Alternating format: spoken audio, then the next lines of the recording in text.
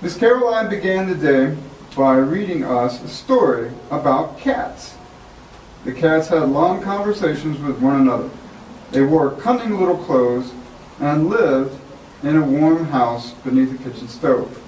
By the time Mrs. Cat called the drugstore for an order of chocolate malted mice, the class was wriggling like a bucket full of catawba worms. All right, so now, given what Harper Lee has just described, what's the problem? Are the students paying attention to the story?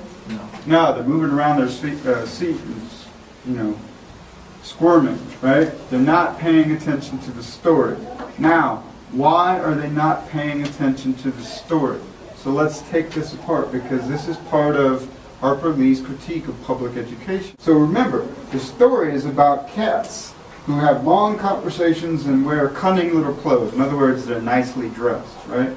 So you can imagine like a middle-class lifestyle. They're calling up the drugstore and all this kind of stuff. Now, look how the children in the classroom are described. Miss Caroline seemed unaware that the ragged, denim-shirted, and flour-sack-skirted first grade, most of whom had chopped cotton and fed hogs from the time they were able to walk, were immune to imaginative literature. Miss Caroline came to the end of the story and said, "Oh my, wasn't that nice?" All right, so now, how are the students dressed, the majority of students? What's a denim shirt? Well, a denim shirt is like blue jeans, right? And it's the material that the blue jeans are made out of, but it's a shirt. Now, are you going to wear that kind of shirt if you're working in an office and wearing a tie? No, you're going to wear that shirt if you're working out on the farm, right? Now, what kind of life do most of the children in the classroom know? A life of hard farm work, right?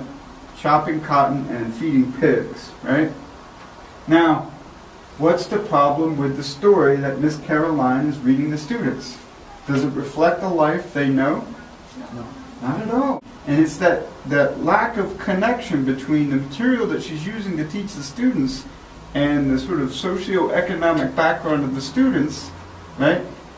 It's the incompatibility of the story to the students that causes them to be bored. They're not interested because it's nothing about a life they know, right? If the story had been about cats that farm, right? Or cats that were bringing in the cotton, maybe the students would have been more interested because it reflects a life they know, right?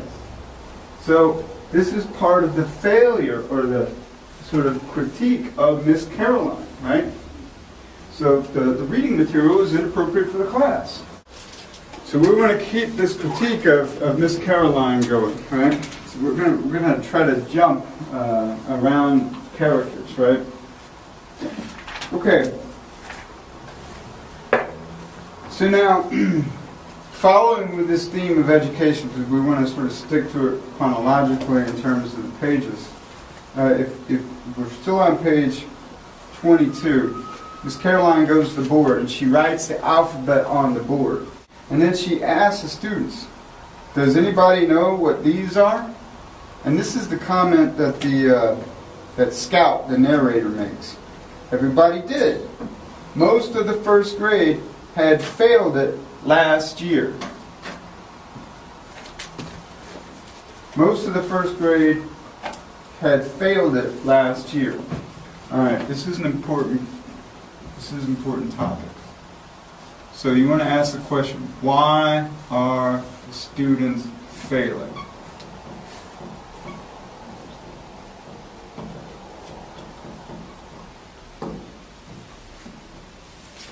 So now, are they failing because they're stupid?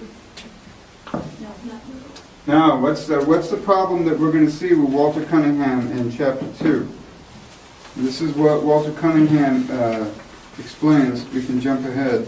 This is what Walter Cunningham explains. Oh, it's in chapter 3. This is what Walter Cunningham explains to Atticus while Walter's sitting down to lunch with Atticus in his house. This is on chapter 3, page 31. So we're jumping from page 22 to page 31. Bottom of 31. Now, Walter is at the lunch table, the dinner table, eating lunch with the Finch family, and he's talking with Mr. Finch. He says, "Reason I can't pass the first grade, Mr. Finch, is I've had to stay out every spring and help Papa with the chopping. But there's another at the house now that's field size." So now, what is the very important explanation that he gives that not only applies to himself, but everyone else who had been failing the first grade? Why are they failing the first grade? Because every spring they have to go do what? They have to harvest. They have to do farm work, right? Those crops aren't going to wait. They need to be brought in because that's the livelihood of the family, right? If the family doesn't harvest the crop, they don't eat, right? If Walter doesn't go to school, that's all right because they'll still eat, right? So the working class farm community has to make a choice. Is it, well, we're going to harvest and eat, or Walter's going to go to school? Well, that's an obvious choice, right? We're going to harvest so we can eat. Well, what is putting them in that situation where they have to make an either-or choice? It's either you harvest and eat or go to school and starve, right?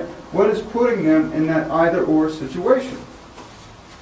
The inflexibility of the public school system, right? Because it doesn't adapt the schedule to the harvest time, right?